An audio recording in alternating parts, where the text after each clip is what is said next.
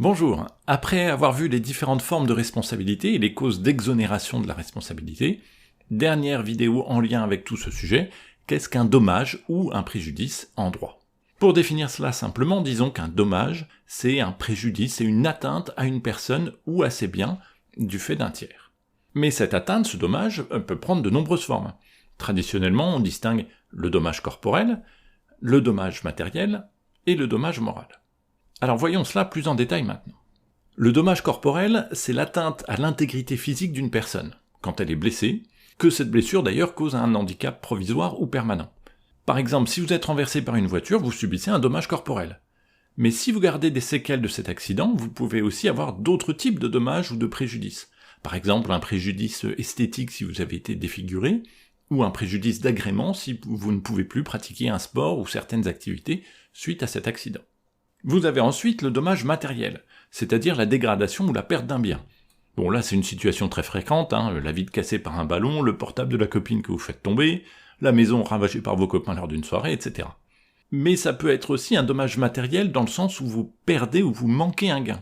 Par exemple, vous êtes victime d'une agression et sérieusement blessé, alors que vous étiez sélectionné pour la première fois en équipe de France de foot, eh bien on pourra considérer ça comme un gain manqué, celui de votre carrière internationale. La Cour de cassation parlait de perte de chance. Même si la réalisation d'une chance n'est jamais certaine, on considérera là qu'il y a eu un gain manqué. Et puis vous avez aussi le dommage moral, qui lui n'est pas matériel, il porte sur la souffrance, la tristesse d'une personne, soit suite à un autre dommage, ça peut être un accident, soit en raison d'une atteinte à son honneur, à son image, à son intégrité, etc. Le dommage moral, il peut toucher aussi bien des personnes physiques que morales, d'ailleurs, par exemple la réputation d'une entreprise.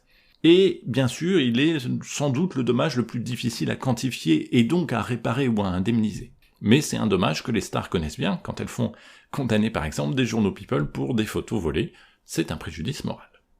Alors ces dommages peuvent se cumuler. Par exemple, imaginons que vous êtes livreur à vélo et que vous vous faites renverser.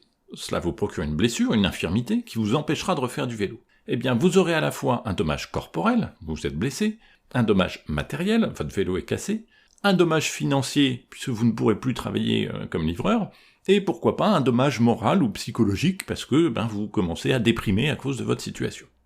Dernière chose, pour que le dommage soit reconnu et réparable, il doit répondre à 4 conditions. Premièrement, il doit être certain ou sûr, et non pas potentiel ou hypothétique.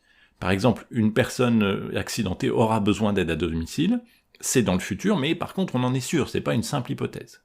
Deuxième condition, il doit être personnel. La victime est celle qui a subi le dommage. Même s'il peut y avoir ce qu'on appelle des victimes par ricochet, par exemple dans le cas d'une mère accidentée ne pouvant plus exercer son travail, le conjoint et les enfants peuvent être considérés comme victimes par ricochet.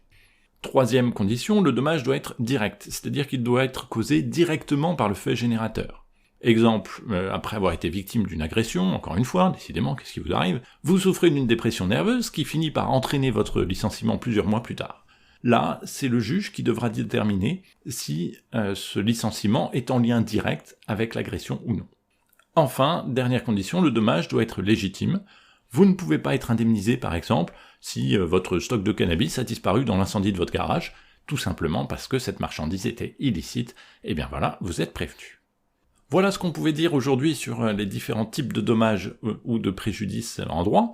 Si vous avez des questions ou des commentaires à faire, n'hésitez pas, surtout s'ils sont gentils, et puis sinon, à bientôt.